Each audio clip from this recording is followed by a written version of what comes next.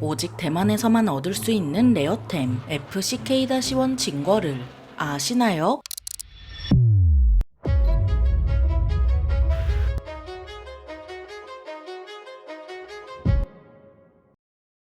안녕하세요. 지식스토리입니다. 이번에는 중국에 눌려 여러 제약이 걸린 전투기 FCK-1 진거에 대해 알아볼 텐데요. 진거는 수출된 적이 없어서 대만이 유일한 운용국가로 현재 대만 공군에서 시제기를 포함해 127기를 운용하고 있습니다. 이런 진거는 엔진 성능에 제약이 걸려 있어서 기체가 가벼운데도 힘이 떨어졌지만 그런데도 개발 당시 상정했던 적기는 당시 중국 최고의 전투기였던 젠8이었습니다. 이런 젠8에 이어 90년대 말부터 F-16, 미라주 2000 등 뛰어난 전투기들이 실전 배치되자 엔진 성능에 제약이 걸려있는 진거는 그 위상이 떨어질 수밖에 없었는데요. 이런 진거는 쌍발 엔진이라는 점과 엔진 흡입구를 빼면 사실상 F-16을 베낀 수준으로 빼다 박았죠. 진거에는 APG-67 레이더에 기반한 레이더가 장착되어 있습니다. 해당 레이더는 총 15개 모드를 갖추고 있으며 이 중 8개가 공대공, 7개가 공대지로 구성되어 있습니다. 기체가 아래를 탐지할 때는 반경 39km까지 탐지되며 위를 탐지할 때는 반경 57km까지 탐지하는데요. 또한 진거에는 개선형 레이더 경고 수신기가 장착돼서 적이 레이더 전파를 쏘면 바로 알아챌 수 있죠. 얇고 길어 뼈만 있는 것 같은 모습과 어울리지 않게 최대 속도는 음속을 돌파해 마하 1.8까지 낼 수 있지만 엔진 추력이 낮은 게 가장 큰 단점 중 하나입니다. 진거의 6100파운드급 터보팬 엔진은 개선형인 CD형부터 개선될 수 있을 것 같았지만 레이더와 항전 장비를 개선하는 데 그쳤고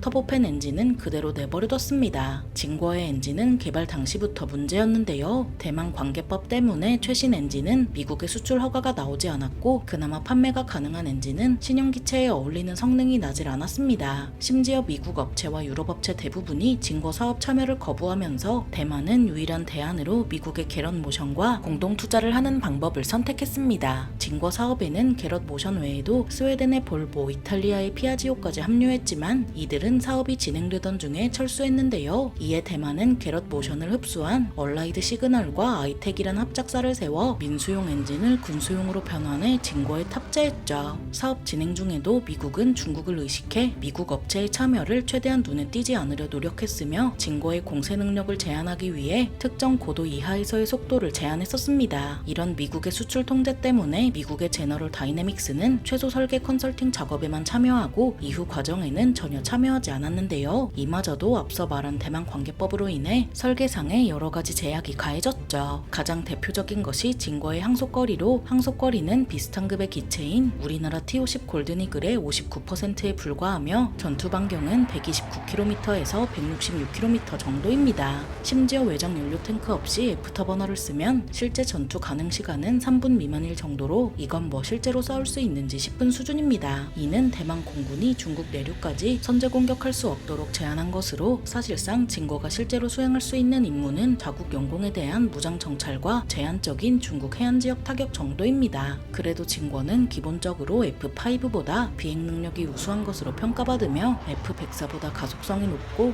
F5보다 선회 반경이 작은 것이 특징인데요. 이런 진거는 대만이 자체 개발한 기체인 만큼 대만이 자체 개발한 무장을 쓰고 있죠. 단거리 공대공 미사일인 텐첸1 공대공 미사일은 적외선 탐색기로 표적을 추적하며 최대 사거리는 약 5km에 달합니다. 텐첸2는 능동형 레이더 유도 방식으로 약 22kg의 탄두를 장착하고 최대 60km까지 날아갈 수 있습니다. 공대함 공격용 무장으로는 능동 및 수동 레이더 유도를 모두 사용할 수 있는 텐첸2A 공대함 미사일을 쓰는데요. 공대함 공격용으로는 텐첸2A 외에도 이스라엘의 가브리엘 미사일에 대응하는 슝펑2 미사일을 사용할 수 있으며 슝펑2는 최대 사거리 80km에 최대 225kg 철갑 고폭탄두로 적을 날려버리죠. 그렇다면 이런 진거가 어떤지 재원을 살펴보겠습니다. 진거는 전장 14.4m에 전폭 9m, 전고 4.4m이며 최대 이륙 중량 9,526kg의 승무원은 1명이고 무장은 20mm M61A1 기관포 한문에 각종 공대공 혹은 공대함 미사일이며 최대 속도는 마하 1.8에 항속거리는 1100km입니다. FCK-1 진거의 탄생 배경은 2차 대전 후 국공내전으로 거슬러 올라가는데요. 국공내전에서 패배 실패해 타이완의 타이베이로 옮긴 중화민국 정부는 1960년대 말부터 중소관계에 금이 가면서부터 외교적 입지가 치명적으로 줄어들기 시작했죠. 중국과 소련은 6.25 전쟁, 중월 전쟁, 쿠바 미사일 사건 등을 거치며 조금씩 서로에 대한 불만이 누적됐습니다. 그러던 1969년 마르크스주의 레닌주의에 대한 이데올로기적 해석을 놓고 충돌해 서로 등 돌리게 되는 지경에 이르렀습니다. 이 상황에서 미국이 중국의 관계 개선에 손을 내밀자 중국은 고민에 빠졌는데요.